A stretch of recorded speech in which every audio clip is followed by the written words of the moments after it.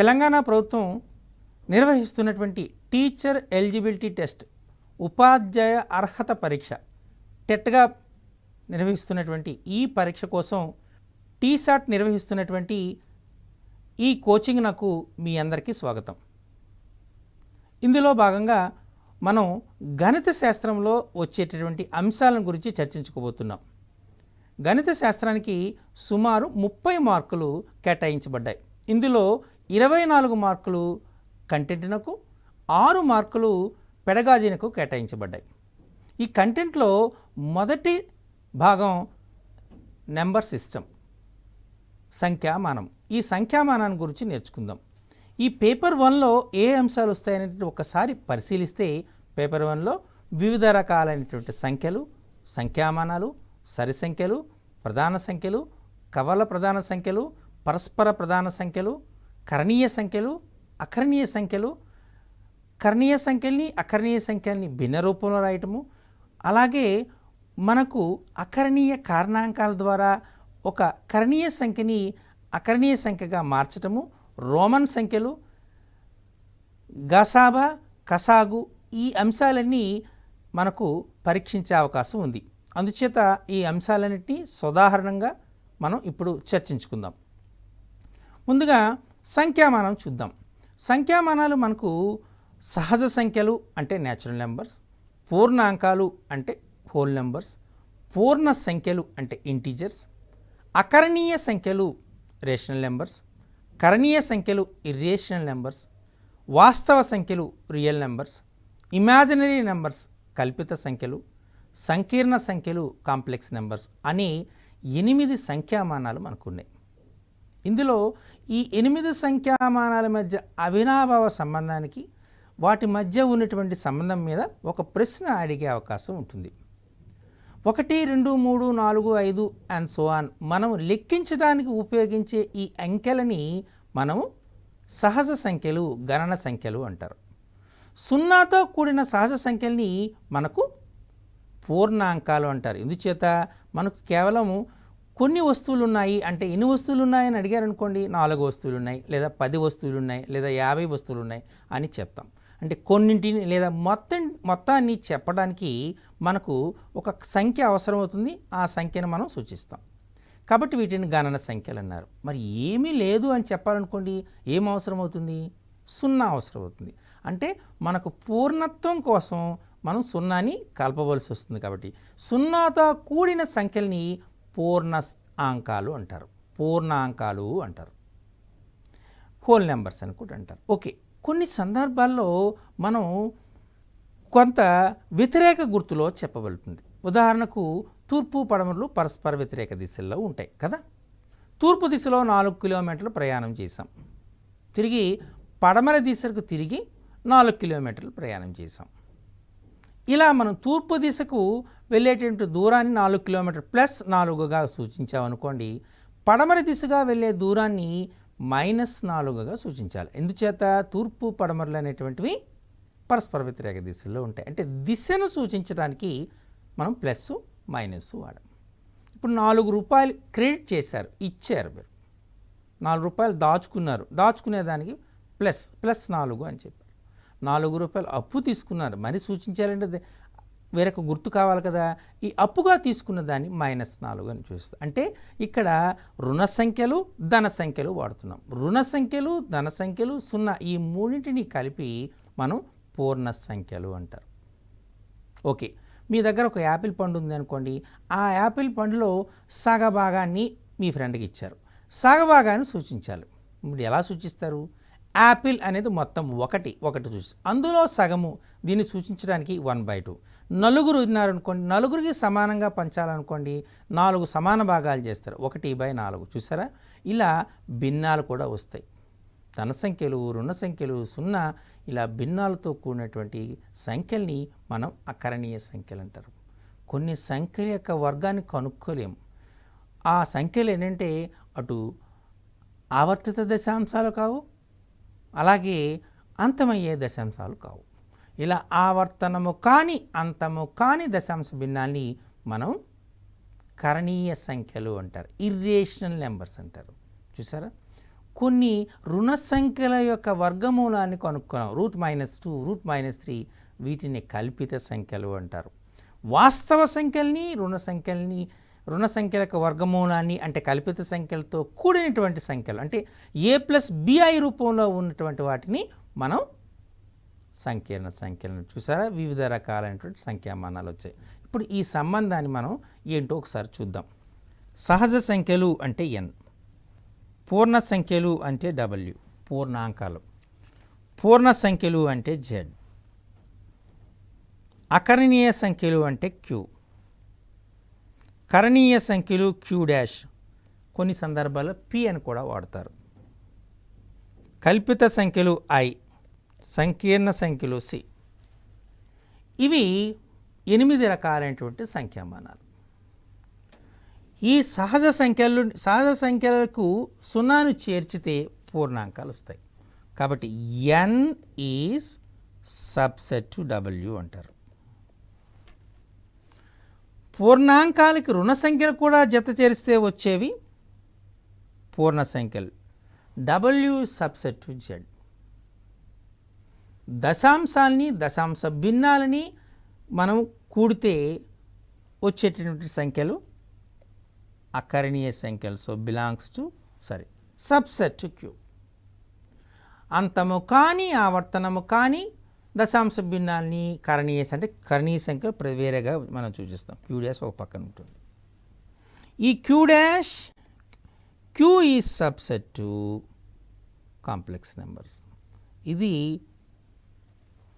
సంఖ్యామానాల మధ్య ఉన్నటువంటి సంబంధం. దీనిపైన మనకు ప్రశ్న అడిగే అవకాశం ఉంది. ఇందులో మనం ప్రత్యేకంగా చెప్పుకోవాల్సింది ఏంటి అంటే అంతము కానీ ఆవర్తనము కానీ దశాంశ భిన్నాన్ని ఏమంటారు అంటే మనం కరణీయ సంఖ్యలు అంటారు. కరణీయ సంఖ్యలకు కొన్ని ఉదాహరణలు ఏంటంటే పై అనేటువంటిది ఒక కరణీయ సంఖ్య, ఈ అనేటువంటిది కరణీయ సంఖ్యగా మనం చెప్పడం జరుగుతుంది. ఓకే, సంఖ్యలని వర్గీకరణం చేద్దాం. వివిధ ప్రాతిపదిక పైన వర్గీకరణ చేద్దాం. మొట్టమొదటిగా ద డివిజిబిలిటీ ఆఫ్ 2, 2 చేత భాగింపబడుతుందా లేదా అనేటువంటిది. ఒక సంఖ్య 2 చేత భాగింపబడింది అనుకోండి, ఆ సంఖ్యని సరి సంఖ్య అంటారు. అంటే 2 యొక్క గుణిజాలని సరి సంఖ్యలు అంటారు. మరి ఆ సంఖ్య 2 చేత భాగింపబడింది అనుకోండి, 1 శేషం వచ్చింది అనుకోండి, దాన్ని బేసి సంఖ్య అంటారు. ఎందుచేతంటే 2 చే భాగించగా 2 ఫలితాలు వస్తాయి. ఏంటవి? 0 శేషమైనా రావాలి, 1 శేషమైనా రావాలి.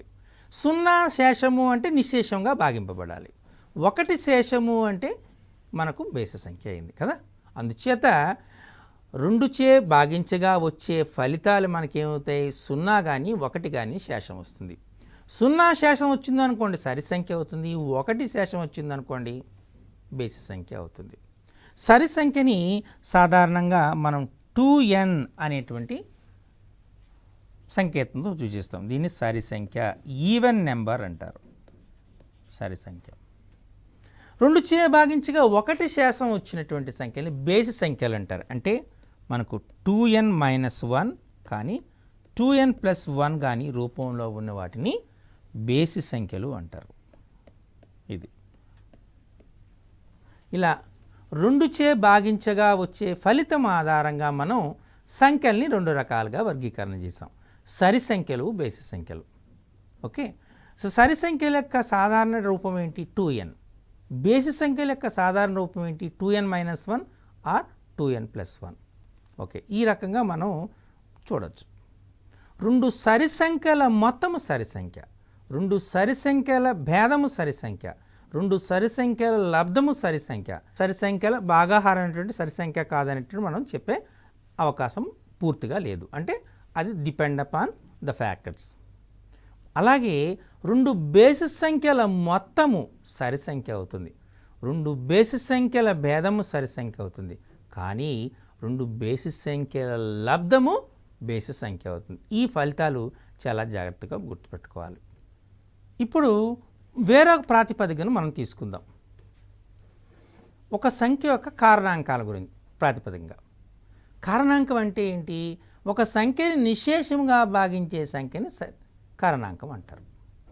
6 ఉంది, 6 2 చేత నిశ్శేషంగా భాగింపబడుతుంది. కాబట్టి 2 6 యొక్క కారణాంకం అవుతుంది. అంతేనా? సో ఇప్పుడు కారణాంకాల ఆధారంగా సంఖ్యలను వర్గీకరణ చేద్దాం. కారణాంకాల సంఖ్య ఆధారంగా సంఖ్యలని 2 రకాలుగా వర్గీకరణ చేయొచ్చు. మొట్టమొదటిది ప్రధాన సంఖ్య లేదా ప్రధానాంకం అంటారు. రెండవది సంయుక్త సంఖ్య. ఏదైనా ఒక సంఖ్యకు కేవలము 2 కారణాంకాలు ఉన్నాయనుకోండి, ఆ 2 ఏమవుతాయి? ఒకటి ఆ సంఖ్య, రెండవది 1. ఇలా కేవలము 2 కారణాంకాలు మాత్రమే కలిగినటువంటి సంఖ్యని ప్రధాన సంఖ్య అంటారు. 2 కంటే ఎక్కువ కారణాంకాల గల సంఖ్యని మనం సంయుక్త సంఖ్య అంటారు, కాంపోజిట్ నెంబర్. ఉదాహరణ తీసుకుందాం. ఇప్పుడు 2 తీసుకున్నాం. 2 యొక్క కారణాంకాలు చెప్పండి. 1, 2. 3 తీసుకున్నాం. 3 యొక్క కారణాంకాలు ఏంటి? 1, 3. 5 తీసుకున్నాం. 5 యొక్క కారణాంకాలు ఏంటి? 1, 5. 6 తీసుకున్నాం అనుకోండి కారణాంకాలని. 1, 2, 3, 6 కదా. అంటే 2కు కారణాంకాల సంఖ్య 2, 3కు కారణాంకాల సంఖ్య 2, 5కు కారణాంకాల సంఖ్య 2. కాబట్టి 2, 3, 5 వీటిని ప్రధానాంకాలు, ప్రధాన సంఖ్యలు అంటారు. మరి 6 తీసుకుంటే ఎన్ని కారణాంకాలు ఉన్నాయి? 4 ఉన్నాయి. 1, 2, 3, 6 అంటే 4 కారణాంకాలు ఉన్నాయి, 2 కంటే ఎక్కువ. కాబట్టి 6ని సంయుక్త సంఖ్య అంటారు. ఈ కాంటెక్స్ట్లో మనకు వచ్చే వెరీ ఇంపార్టెంట్ బిట్ ఏంటంటే సరిప్రధాన సంఖ్య ఏది అంటాడు. ఇంతకుముందు మనం 2చే భాగాహారం ఆధారంగా సంఖ్యలను 2 రకాలుగా వర్గీకరణ చేస్తామని చెప్పాం కదా. అక్కడ సరి సంఖ్య, బేసి సంఖ్య అన్నాం. 2 సరి సంఖ్య అని చెప్పుకున్నాం. ఇక్కడ మనము కారణాంకాల సంఖ్య ఆధారంగా సంఖ్యలను 2 రకాలుగా వర్గీకరణ చేస్తామన్నాం కదా. అవేంటి? ప్రధాన సంఖ్య, సంయుక్త సంఖ్య. ఈ ప్రధాన సంఖ్యల్లో 2 ఉంది, సరి సంఖ్యల్లో 2 ఉంది. కాబట్టి 2ని సరి ప్రధాన సంఖ్య అంటారు. ఇది చాలా ఇంపార్టెంట్ బిట్. సరి ప్రధాన సంఖ్య ఏంటి? 2. కేవలం ఒక విలువ ఉంది, అదే 2. సో సరి ప్రధాన సంఖ్య అంటే ఏంటి, లేదా సరి ప్రధాన సంఖ్య ఈక్వల్ టు డాష్ అని మనకు ఎగ్జామ్లో అడిగే ఛాన్స్ ఉంటుంది. కాబట్టి 2 అని మనం చెప్పాలి. అది ఈ రకంగా మనం సంయుక్త సంఖ్యల్ని, ప్రధాన సంఖ్యల్ని గుర్తిస్తాం. ప్రధాన సంఖ్యకు ఎటువంటి, ఇప్పుడు సరి సంఖ్యలకి, బేసి సంఖ్యలకి ఎలా అయితే ఒక సాధారణ రూపం ఉందో, ప్రధాన సంఖ్యలకి ఫార్ములా లేదు. కానీ ఫెర్మాట్ అనేటువంటి ఒక గణిత శాస్త్రవేత్త ప్రయత్నం చేశాడు. అదేంటి అంటే 2n + 1. దీన్ని ఫెర్మాట్ నెంబర్ అంటారు. ఇది ప్రధాన సంఖ్యకు ఒక సాంకేతిక రూపం అన్నాడు. కానీ ఇది ప్రధాన సంఖ్య కాదు. ఇది కేవలము n = 1, 2, 3, 4లకు మాత్రమే సరైనది. కానీ n = 5 వచ్చింది అనుకోండి, ఇది 641 చేత భాగింపబడుతుంది. కాబట్టి ఇది ఖచ్చితంగా ప్రధాన సంఖ్య కాదు అని చెప్పచ్చు. అంటే దీన్ని బట్టి మీకు అర్థమైంది ఏంటంటే ప్రధాన సంఖ్యకు ఒక సాధారణ రూపము ఏమీ లేదు అని చెప్పచ్చు. ఇప్పుడు మనం సంఖ్యల్ని వర్గీకరణ చూసాం. 2 చేత భాగాహారం ఆధారంగా వర్గీకరణ చూసాం. కారణాంకాల సంఖ్యల ఆధారంగా కూడా వర్గీకరణ చూసాం. ఇవి అయితే ఇప్పుడు ప్రధానాంకాలను మనం జాగ్రత్తగా పరిశీలించామనుకోండి. ప్రధానాంకాలను జాగ్రత్తగా పరిశీలిస్తే ప్రధానాంకాల్లో ఇప్పుడు ఉదాహరణకి 3, 5 తీసుకున్నారు. నేను తీసుకుంటున్నటువంటి 3, 5. అలాగే 5, 7 తీసుకుంటున్నా. అలాగే 11, 13 తీసుకుంటున్నాం. 17, 19 తీసుకుంటున్నాం. ఇక్కడ 3, 5, 5, 7, 11, 13, 17, 19 తీసుకున్నాం కదా. ఇవన్నిటినీ అబ్జర్వ్ చేస్తే, మీకు పరిశీలిస్తే మీకు అంశం అర్థమవుతుంది. 3, 5 అనే ప్రధానాంకాలే, 5, 7 ప్రధానాంకాలే, 11, 13 ప్రధానాంకాలే, 17, 19 ప్రధానాంకాలే. అంటే ఇవన్నీ ప్రధానాంకాలే. ఇవి జత, ప్రధానాంకాల జత. అయితే వీటిలో ఒక స్వారూప్యత ఉంది. అదేంటి? 5 - 3 = 2, 7 - 5 = 2, 13 - 11 = 2, 19 - 17 = 2. అంటే ఈ ప్రధానాంకాల భేదము 2 భేదముగా కలిగినటువంటి ప్రధానాంకాల జతని మనము కవల ప్రధాన సంఖ్యలు, ట్విన్ ప్రైమ్స్ అంటారు. ఇది ట్విన్ ప్రైమ్స్ అనగానే ఈ క్రింది వానిలో ట్విన్ ప్రైమ్స్ని గుర్తించండి అని పరీక్షల్లో అడుగుతాడు. కాబట్టి మనం ట్విన్ ప్రైమ్ని గుర్తించాలంటే ఏమవ్వాలి? ఆ 2 సంఖ్యలు ప్రధాన సంఖ్యలు కావాలి, అలాగే వాటి మధ్య భేదము 2 అవ్వాలి. అలాంటి సంఖ్యల్ని మనం కవల ప్రధాన సంఖ్యలు, ట్విన్ ప్రైమ్స్ అంటారు. ఇప్పుడు కారణాంకాల ఆధారంగానే అన్నాం కదా. ఇప్పుడు మీరు చూడండి, ఒక ప్రధానంక మీరు ఫర్ ఎగ్జాంపుల్ 5 తీసుకున్నారు, అలాగే 16 తీసుకున్నారు. 5, 16 ఈ రెండింటినీ తీసుకున్నారు. 5 అనేటువంటి ప్రధాన సంఖ్య క్లియర్గా చెప్పేశారు. మరి 16 తీసుకున్నారు. 1, 2, 4, 8, 16 ఇవన్నీ కూడా 16 కారణాంక, అంటే 16 సంయుక్త సంఖ్య. 5 అనేటువంటిది ప్రధాన సంఖ్య. ఒకటి ప్రధాన సంఖ్య, ఇంకో రెండోది సంయుక్త సంఖ్య. కానీ ఈ రెండింటినీ ఒక దగ్గర చేర్చేటప్పుడు వీటిని కోప్రైమ్ నెంబర్స్ అంటారు, పరస్పర ప్రధాన సంఖ్యలు అంటారు. అంటే 5కి 16కి మధ్య ఉమ్మడి కారణాంకం 1 తప్ప వేరేది ఏమి లేదు. ఉమ్మడి కారణం 1 తప్ప వేరే కారణాంకం లేకపోతే అటువంటి సంఖ్యల్ని పరస్పర ప్రధానాంకాలు, కోప్రైమ్స్ అంటారు. చూసారా, ఇక్కడ కోప్రైమ్స్ రెండు ప్రధాన సంఖ్యలు కావాల్సిన పని కూడా లేదు. మీకు ఒక ఎగ్జాంపుల్ చెప్తాను చూడండి. జస్ట్ మనం దీన్నే మార్చేశాను నేను. 15, 16 అన్నాను. 15, 16. 15 అనేటువంటిది ఒక సంయుక్త సంఖ్య, 16 అదే 16 కూడా ఒక సంయుక్త సంఖ్య. 15, 16 రెండు సంయుక్త సంఖ్యలు అయినప్పటికీ ఒకదాని దృష్ట్యా ఇంకొకటి ప్రధాన సంఖ్య అవుతుంది. అంటే ఈ రెండు పరస్పర ప్రధాన సంఖ్యలు అవుతాయి. అర్థమైందా? కవల ప్రధాన సంఖ్యలు కావాలి అంటే ఆ రెండు ప్రధాన సంఖ్యలు కావాలి, వాటి మధ్య భేదం 2 ఉండాలి. పరస్పర ప్రధాన సంఖ్యలు కావాలనుకుంటే ఆ రెండింటికి మధ్య ఉమ్మడి కారణాంకం 1 తప్ప వేరేది ఉండకూడదు. ఇక్కడ ఆ రెండు సంఖ్యలు ప్రధాన సంఖ్యలు కానవసరం లేదు. రెండు సంఖ్యలు సంయుక్త సంఖ్యలు కావచ్చు, ఒకటి ప్రధాన సంఖ్య, ఒక సంయుక్త సంఖ్య కావచ్చు. ఇక్కడ కండిషన్ ఏంటి? కేవలము వాటి మధ్య ఉమ్మడి కారణాంకం 1 ఉండాలి. ఇలా వచ్చినటువంటి వాడిని మనం పరస్పర ప్రధాన సంఖ్యలు. క్లియర్? ఓకే. సో మనం తీసుకునేటప్పుడు ఏదైనా ఒక సంఖ్య తీసుకున్నారు, ఆ సంఖ్యని ప్రధాన కారణాంకాల లబ్ధముగా వ్యక్తపరచుము అనేటువంటి అంటారు. మీకు ఎగ్జామ్లో అది అడిగే అవకాశం ఉంటుంది. ఇప్పుడు 784 అనేటువంటి ఒక నెంబర్ తీసుకున్నాను. దీన్ని ప్రధాన కారణాంకాల లబ్ధముగా వ్యక్తపరచుము అని అంటాడు. 784 అంటే ఇప్పుడు మీరు చేయవలసింది ఏంటి? ఫస్ట్ 2తో డివైడ్ చేయండి. 2 3s 6, 18, 2 9s 2 2s 2 196, 2 98s, ఇంకా 2తో డివైడ్ అవుతుంది 249s, ఇంకా 2తో 7తో అవుతుంది 7 7s, 7 1s. అంటే మనకి ఏమొచ్చింది? 1 2 3 4. దీన్ని 2 to the power of 4 7 స్క్వేర్గా రాసుకోవచ్చు. అంటే 784ని 2 to the power of 4 into 7 స్క్వేర్గా రాసుకునే ఛాన్సెస్ ఉన్నాయి. ఇలా వ్యక్తపరిస్తే మనం ఏం చేస్తామంటే దీనిని 784ని ప్రధాన కారణాంకాల లబ్ధముగా వ్యక్తం చేయడం అంటారు. దీనిపైన కూడా కొన్ని క్వశ్చన్స్ మనకు వచ్చే అవకాశం ఉంటుంది.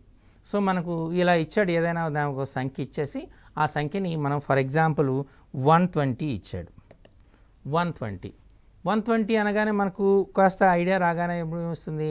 43s అంతేనా? మనకు ఫర్ ఎగ్జాంపుల్ 120 ఉంది. 120ని ఎలా చూసుకుంటాడు? 2 260s, 2 30s, 2 15s, 3 5s and 5 1s. For example దీన్ని 2 to the power of a into 3 to the power of b into 5 to the power of c. 120 is equal to 2 to the power of a into 3 to the power of b into 5 to the power of c అయితే a plus b plus c విలువ ఎంత అని ఎగ్జామినేషన్లో అడుగుతాడు అనుకోండి. అప్పుడు మీరు ఏం చేస్తారు? దీన్ని ప్రధాన కారణాంకాల లబ్ధంగా చేస్తారు. ఇలా భాగాహారం చూస్తే మీకు ఏమొచ్చింది? మనకు 2 to cube, 2 to cube అదే 2 to the power of 3, 3 power 1, 5 power 1 వచ్చింది. అంటే a ఈక్వల్ టు ఎంత? 1.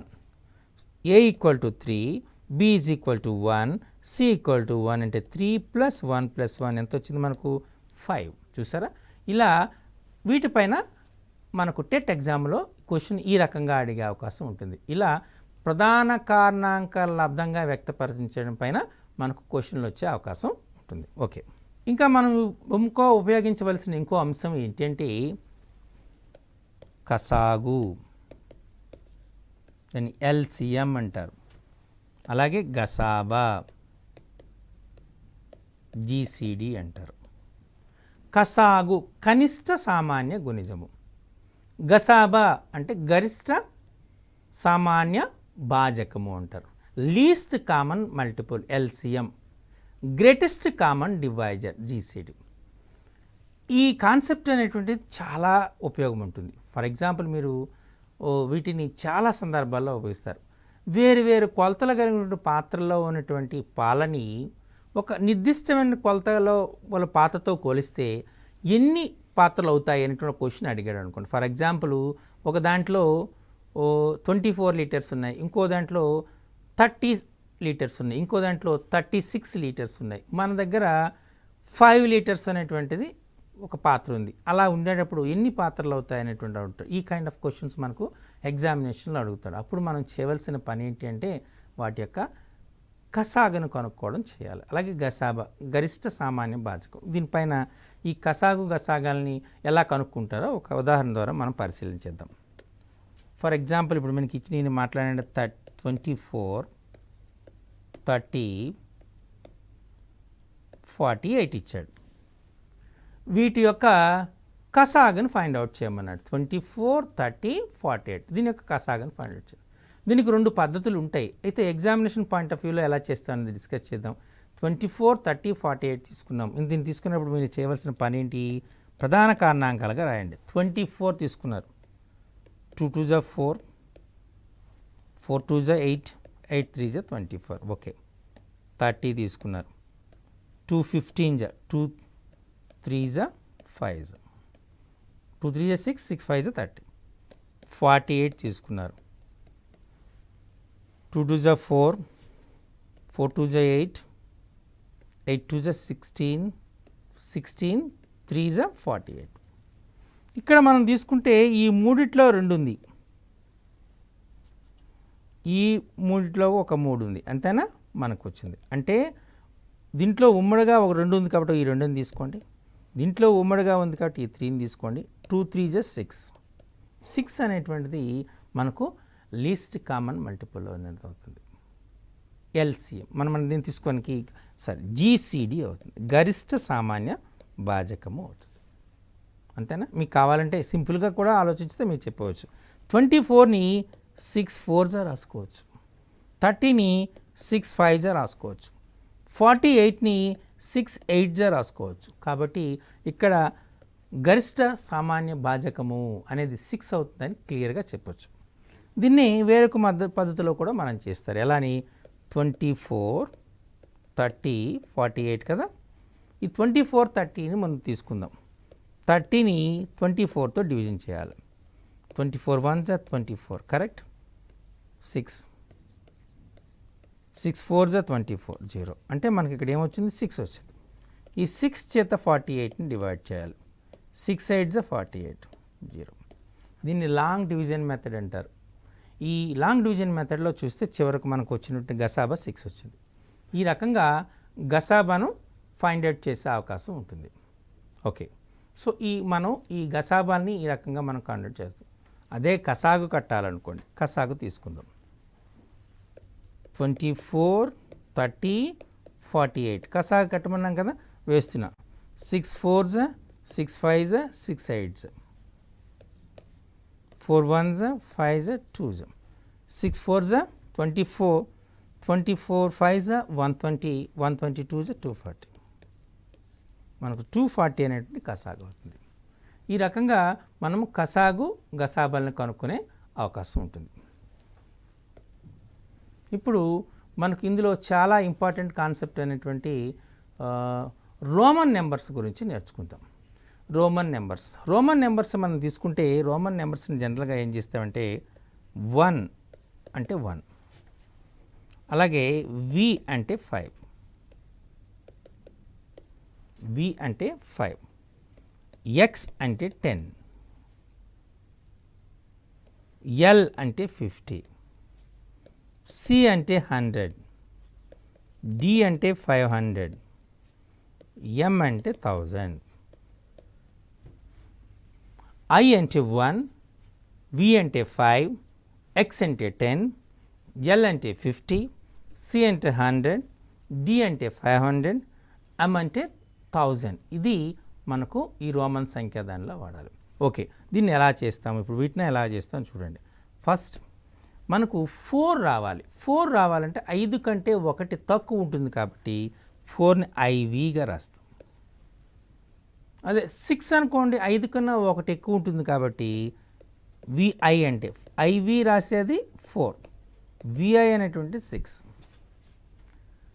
9 అనేది 10 కంటే ఒకటి తక్కువ ఉంటుంది. 10 అంటే 10 కదా. సో ఐఎక్స్ అంటే 9, XI అంటే 11. అర్థమైందా? ఇలా. అలాగే మనం XL రాసామనుకోండి 40. L అంటే 50 కదా, XL అంటే 40. XLIX అంటే 49. ఇది మీరు చాలా జాగ్రత్తగా గుర్తుపెట్టుకోవాలి. సార్ మాకు ఇక్కడ ఉన్నటువంటి చిన్న డౌటు, ఇప్పుడు 10 కంటే 9 అనేది ఒకటి తక్కువ కాబట్టి ఐఎక్స్ వేసాం, అలాగే 49 అనేటువంటిది 50 కంటే ఒకటి తక్కువ కదా, ఐఎల్ వేస్తాము, ఐఎల్ అని వేయకూడదు. ఇక్కడ వేయవలసిందంటే XL అంటే 40, ఐఎక్స్ అని 49. 80 వేయాలనుకోండి, LXXX ఇది 80.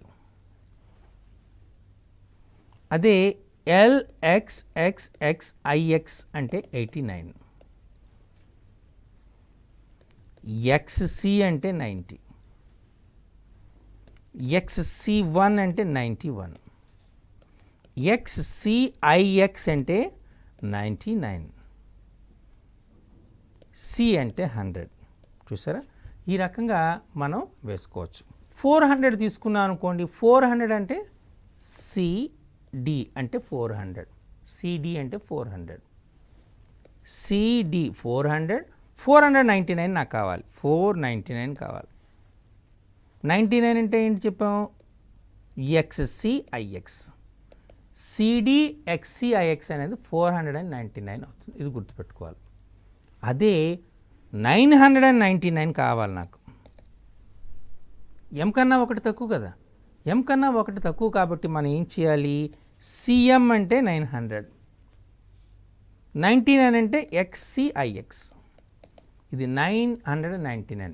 మరి ఈ సంవత్సరం 2022 దీన్ని రోమన్ సంఖ్యలో కావాలి. 2022కి రోమన్ సంఖ్యలో కావాలి. ఎలా చెప్తారు? 20 అంటే 2 తీసుకుంటే 2000 అని అర్థం, అంటే MM 2M's. ఓకే.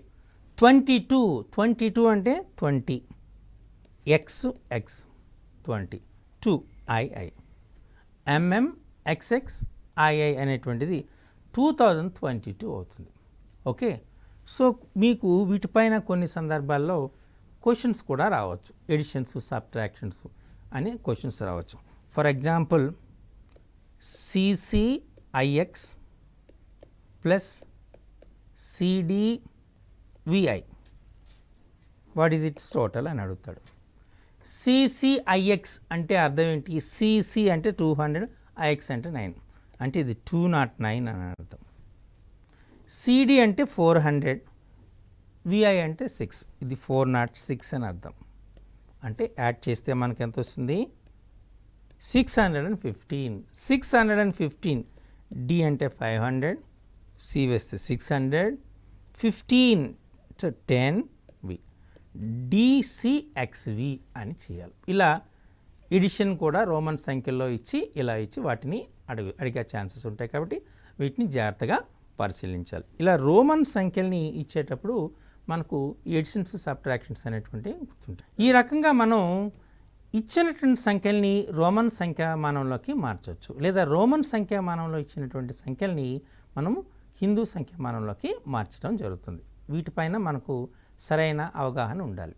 సో మనకి ఈ నెంబర్ సిస్టంలో, ఈ సంఖ్యామానంలో వివిధ రకాలైన సంఖ్యలు, వాటి యొక్క ధర్మాలు, కవల ప్రధాన సంఖ్యలు, పరస్పర ప్రధాన సంఖ్యలు, కసాగు, గసాబా, అలాగే రోమన్ సంఖ్యలు, వీటిపైన యొక్క ఉన్న ధర్మాలు, వీటన్నిటిపైన మనకు ప్రశ్నలు వచ్చే అవకాశం ఉంటుంది. కాబట్టి వీటిని జాగ్రత్తగా ఫాలో అప్ అయితే సులభంగా మనకు వచ్చే ఛాన్సెస్ ఉంటాయి. చివరిగా మనకు పరిపూర్ణ సంఖ్య అన్నటువంటి ఒకటి ఉంటుంది. పరిపూర్ణ సంఖ్య అంటే ఒక సంఖ్య యొక్క కారణాంకాల మొత్తము ఆ సంఖ్యకు రెట్టింపు అయితే దాన్ని పరిపూర్ణ సంఖ్య అంటారు. మీకు తెలుసు 6 అనేటువంటి తీసుకుంటే 6 యొక్క కారణాంకాలు 1 2 3 6, 1 + 2 + 3 + 6 అనేటువంటి 12 అవుతుంది. 12 అంటే 6 2 జా.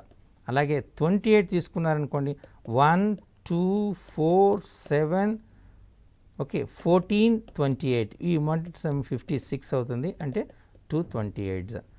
ఒక సంఖ్య యొక్క కారణాంకాల మొత్తం ఆ సంఖ్యకు రెట్టింపు అయితే ఆ సంఖ్యని పరిపూర్ణ సంఖ్య అంటారు. దీన్ని పర్ఫెక్ట్ నెంబర్ అని అంటారు. దీని యొక్క formula 2 to the power of k minus 1 of 2 power k minus 1 where k is greater than or equal to 2. ఇది మనం చాలా జాగ్రత్తగా గుర్తుపెట్టగలుగుతుంది. ఈ అంశాలన్నింటినీ మీరు గుర్తుపెట్టుకొని రేపు ఎగ్జామినేషన్లో అన్ని ప్రశ్నలకు సమాధానాలు గుర్తిస్తారని ఆశిస్తున్నాను. నమస్తే.